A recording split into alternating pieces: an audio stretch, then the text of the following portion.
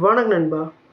இந்த வீடியோவில் நம்ம டிஸ்கஸ் பண்ண போகிறோம்னு பார்த்தீங்கன்னா, நம்ம கைதி, விக்ரம், அப்புறம் ரோலெக்ஸோட டைம் லைனை பற்றி ஒரு ஷார்ட் அண்ட் ஸ்வீட்டான வீடியோவாக இந்த வீடியோவில் நம்ம பார்க்க போகிறோம். குறிப்பாக வந்து நம்ம லோகேஷ் கனகராஜ் சினிமாட்டிக் யூனிவர்ஸ்க்குன்னு ஒரு தனியான ஃபேன்ஸே இருக்காங்க. இந்த படத்தோட டைம் லைனை பற்றி இந்த வீடியோவில் நம்ம டீட்டெயிலாக டிஸ்கஸ் பண்ணுவோம். அதுக்கு முன்னாடி நீங்கள் இந்த சேனலுக்கு புதுசாக இருந்தால் இந்த சேனலை சப்ஸ்கிரைப் பண்ணி பெல் ஐக்கனோட கிளிக் பண்ணி வச்சுக்கோங்க. வாங்க நம்ம வீடியோக்குள்ளே போகலாம். நம்ம லோகேஷ் கனகராஜ் அவரோட எல்சியூன் மூலமாக ஒரு சினிமாட்டிக் யூனிவர்ஸ் கிரியேட் பண்ணியிருக்காரு. இந்த சினிமாட்டிக் யூனிவர்ஸில் ஒவ்வொருத்தருக்கும் ஒவ்வொரு டைம் பீரியட் இருக்குது.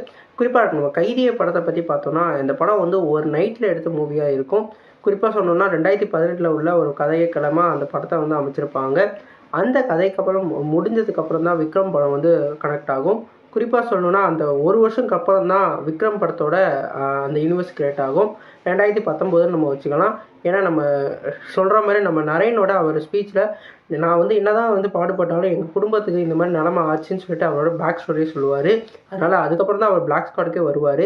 அதனால் அவர் டைம் பீரியட் அப்போ இருக்குது. அதுக்கப்புறம் ரோலெக்ஸ் டைம் பீரியட் விக்ரம் முடிஞ்சதுக்கப்புறமான டைம் பீரியடாக இருக்குது. விக்ரமில் எல்லா ட்ரக்ஸையும் வந்து டிஸ்ட்ராய் பண்ணதுக்கப்புறமான இன்ட்ரோ தான் நம்மளோட ரோலெக்ஸ் கதாபாத்திரத்துக்கு கொடுப்பாங்க. இது மட்டும் இல்லாமல் லியோ படத்துலேயும் அதே மாதிரி தான். அந்த ட்ரக் பஸ்டர்லாம் முடிச்சுட்டு அந்த நியூஸ்லாம் பப்ளிஷ் ஆனதுக்கப்புறம் தான் வந்து நம்ம நெப்போலியன் கேரக்டர் உள்ளே வருவார்.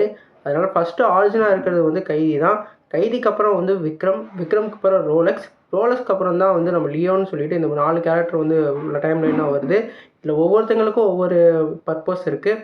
குறிப்பாக கைதியில் வந்து அவன் மகளை வந்து காப்பாற்றிடணும், நல்லா வாழ வைக்கணும்னு சொல்லி நம்ம டெல்லி எதிர்பார்த்துக்கிட்டு இருப்பார்.